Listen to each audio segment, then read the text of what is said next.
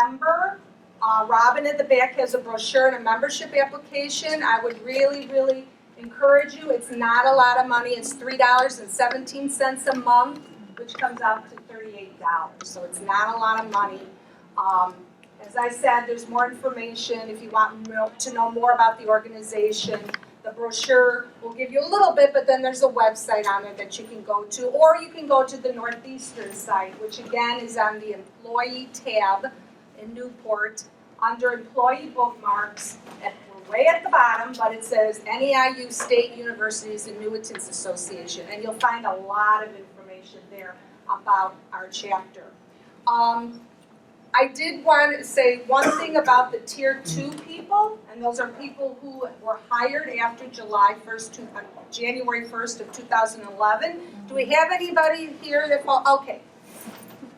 I know this is my, I'm the president, so of course I'm going to push people to join, but I would really encourage you to join because SUAA has a strong feeling that Tier 2 benefits does not meet the safe harbor for Social Security. That means the federal government says to states, if you don't want to pay into Social Security, that's fine, but the plan you offer has to meet the same requirements as Social Security. So the amount of, the percentage of money and whatever that you're getting if you were on Social Security, the system that the state is offering has to meet that.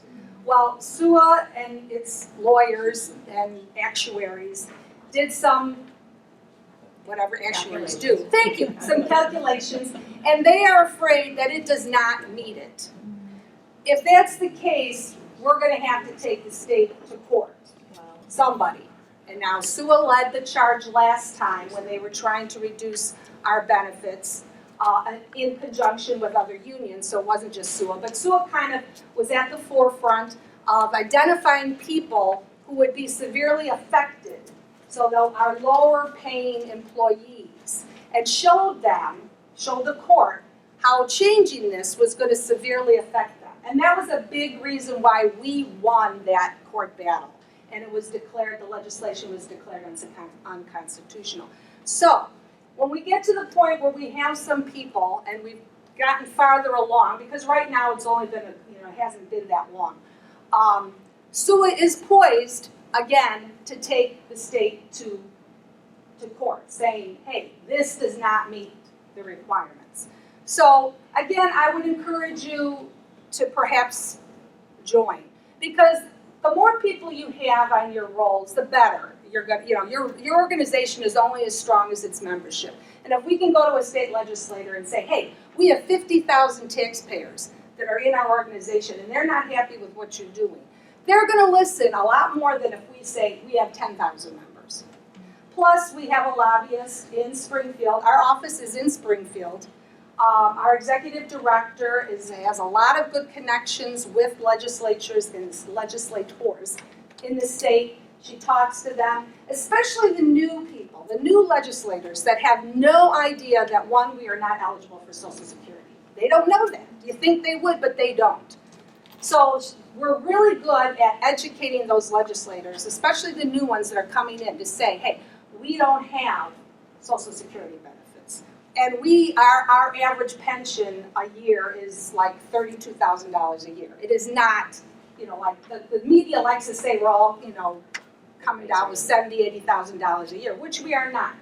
So she spends a lot of time educating those legislators about what really is going on.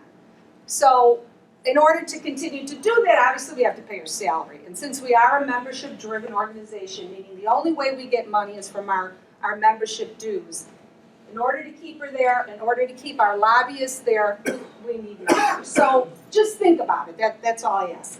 I have a question. Sure. Sorry. When you say they speculate that perhaps it won't meet Social Security requirements the same way, what requirements are you talking about? Like Money. How much money? The distribution. Right. When you retire, how much money you would get per month. Is different than the regulations that Social Security puts together? It has to meet it. Mm-hmm. And Sue is concerned it's not going to meet it. By percentage? Right. again, as I said, it's really too early to know for sure. So, this may be years down the road. I don't know, but I think the point is that we are trying to keep track of all of this. If any, there was a creation of something called Tier 3, but they weren't ready. I mean, they didn't even, the state, meaning they, didn't even apply to the federal government to say, hey, we want to offer this pension plan that they call Tier 3. Well, they didn't even submit it to the federal government for the federal government to say yes or no. So, though there isn't in the legislation that passed a year ago, there is this Tier 3 component. It hasn't been implemented yet because it hasn't even been approved by the federal government. Well, in the Tier 3, would that allow people who do qualify for Social Security to take Social Security in addition to their Illinois pension? No. Now, if you had a previous job and you earned Social Security, you probably still would get something, but there's that windfall. And that's a whole other topic that we don't have time to go into right now. But, whether it is, be that as it may. So what I would suggest, if you're interested in about the windfall, if you have qualifying Social Security right, from another job, right. I just need to get some business items done. First, I want to thank everybody so much for coming.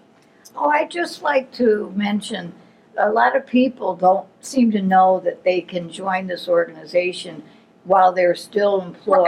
And before you walked in, Darlene, I said that. Oh, That you did okay, not have to I was a couple minutes late, That's thank okay. you. That, current employees really have the biggest stake in this. Okay. But thank you for bringing that up again. All right. Okay, I just want to let you know, we do have 2 fundraisers a year. It's our bake sale. Our bake sale is really, it sounds silly, but we're really known on the university campus. Last year we made $395. So thank you for all of you who have participated. We're going to have one on October 30th, so please come by. I just wanted to tell you a little bit about what our chapter's been doing outside of the bake sales. I spoke at a recent College of Education faculty meeting about SUAA, and I'm hoping to be speaking to some of the other governance bodies. I'm waiting to hear back. I believe I will be speaking at UPI when they find a good date. Also asked me in the civil service, I'll be speaking to them sometime in December. And I'm waiting to hear back from some of the other constituencies. I did write an article for the Independent. I'm still waiting to hear back from them as to whether or not they're interested in publishing it. So we'll wait and see how that happens. 2 of our board members, John Maher and myself, we attended the SUAA meeting in Springfield. The main topic there was the governance of SUAA. There was a big change in how SUAA is governed. I'm not going to go into it unless somebody's really interested because it really doesn't affect us at this level. But if you're interested, I'd be more than happy to explain the change in that afterwards. You already heard about the buyout program. We did hear a lot about the buyout program. And we also had a presentation from the Associate Director of Government Finance and Research at the University of Illinois, who talked about that the pension crisis mentality won't help. So if you hear, you hear in the media, pension crisis, and she was saying, that's not helping, that's not going to solve the situation. So we had a presentation from her. SUAA membership has declined for probably a variety of reasons. We were about 15, 20 years ago a fairly strong organization. Unfortunately, a lot of those people are getting to the point where, it sounds terrible, but they're passing away. So we're losing members, but we're not gaining new members. So there was some discussion about what we could do to build up our membership. We did attend the retirement reception here at Northeastern in June, and we gave small gifts to anybody who was retiring. We had some really nice coffee mugs with our logo on it, and we put some candy and stuff like that in there. And so we do that every year to try to just remind our new retirees, hey, don't forget about us. Please join. We're out there trying to be the watchdog. Alice? Yes. So I noticed that, you had a very nice presence at that event. I was there. and giving out gifts and giving out the forms to join. So I'm wondering, did you get many new members as a result? No, we did not, which is unfortunate. We did not. So, but we keep trying. I understand. We keep trying. Yeah. We post a lot of stuff on our Twitter account, which I briefly mentioned before. And again, I want to make sure people understand you don't have to have a Twitter account. You won't start getting a million tweets if you just go to the web. It's like going to a website.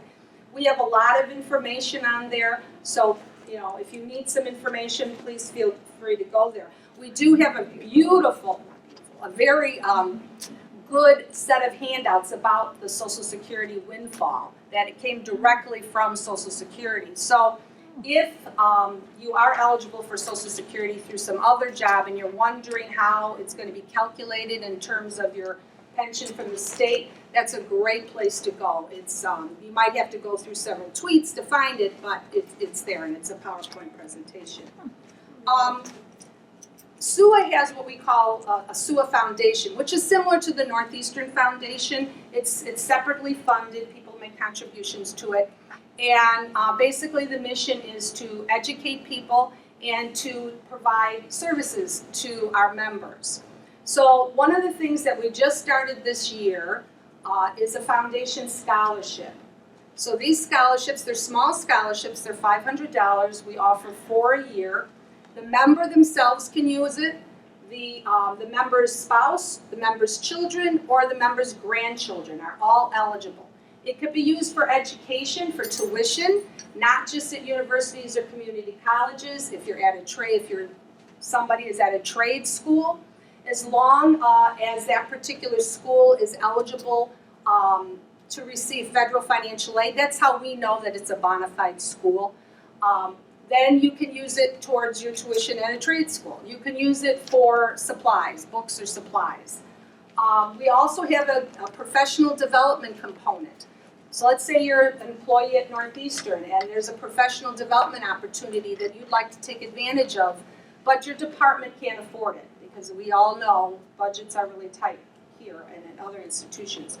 You can apply to receive some help with the registration fee. We don't pay travel expenses, but let's say the registration fee is, $400 or whatever, up to $500. So you can apply for that. That foundation scholarship is on our Twitter site, our Northeastern Twitter site. So if you're interested, you can go and you can look at it. The last thing I need to do is we have some business. We do have a board. Northeastern has a SUAA board, and every year we have to elect board members. And so Donna Larson, if you could stand, and John Maher, Robin, who's at the back, and Anderson Lamb, who's doing some taping for us. These are the people who have been on the board. They're up for re-election. They've all agreed to serve. So unless there is any objections to that, they will serve another term on the board.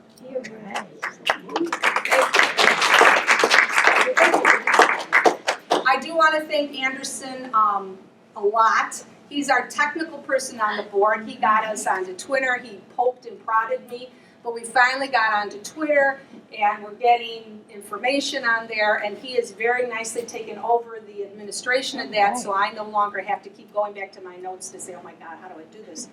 So he's been putting up a lot of the information. So Anderson, thank you so much for that.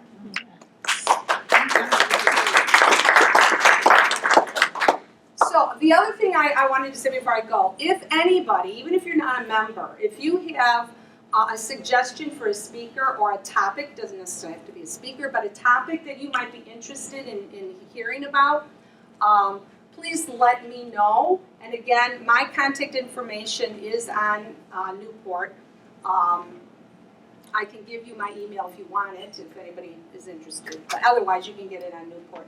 I am retired. I should have said that. I've been retired since 2011, so I'm not on the directory, even though we are an affiliated organization within Northeastern. Since I'm not an employee, I'm not on the directory, so you won't find me by looking at the directory. There are many people around the campus that still know me, so you can always ask. Or as I said, go to our Twitter site on Newport, and my contact information is on there. So if anybody has any other questions, I'd be more than happy to answer them.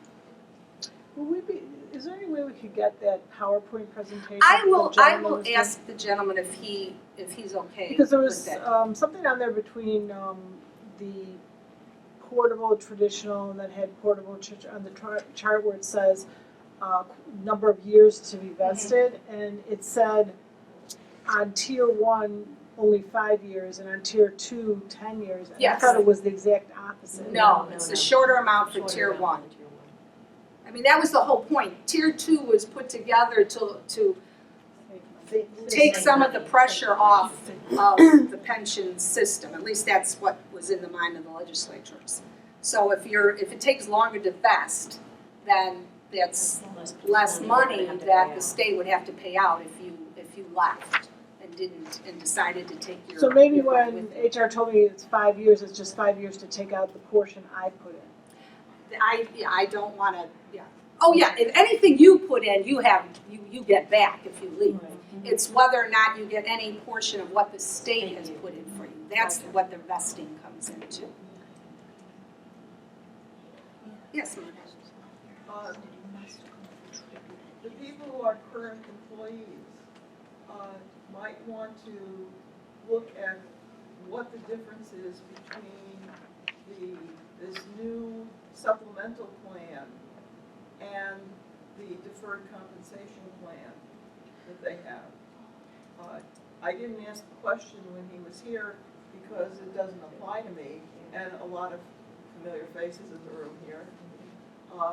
But the state also has a deferred compensation plan, which functions much like a supplemental approach for your retirement. And probably Ed Stewart is the one who knows the most about And that. some of this information, if you go to SURS.org, it's SURS.org, should have most of this information. Now, some of it hasn't been fleshed out yet because, like many things with political stuff, they pass something, but they haven't worked out any of the details.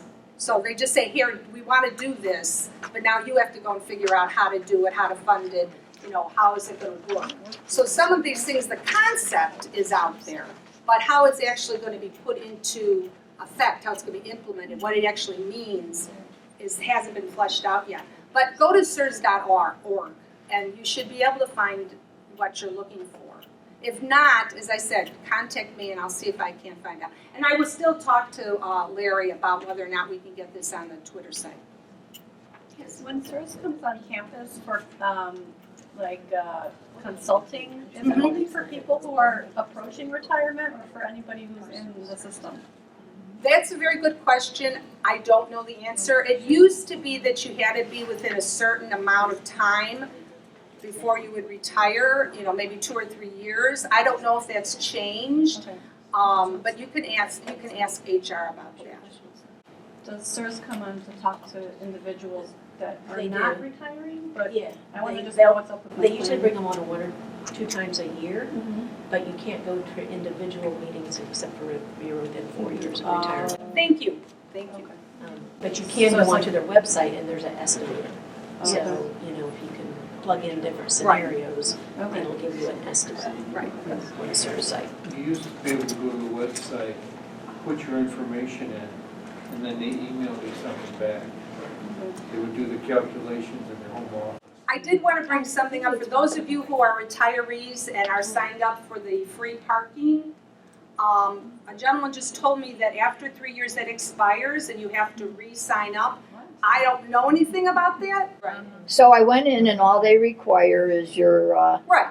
ID that That says shows that you're you're a retiree. So I would recommend anybody that's using the campus parking, just better safe than sorry, just go in there with your ID and have them Sure. update That's you. what I did today, because I knew it had to be at least 3 years since I upgraded it, and they said, you're on the system, go ahead and park wherever Okay. you want. Great. Good.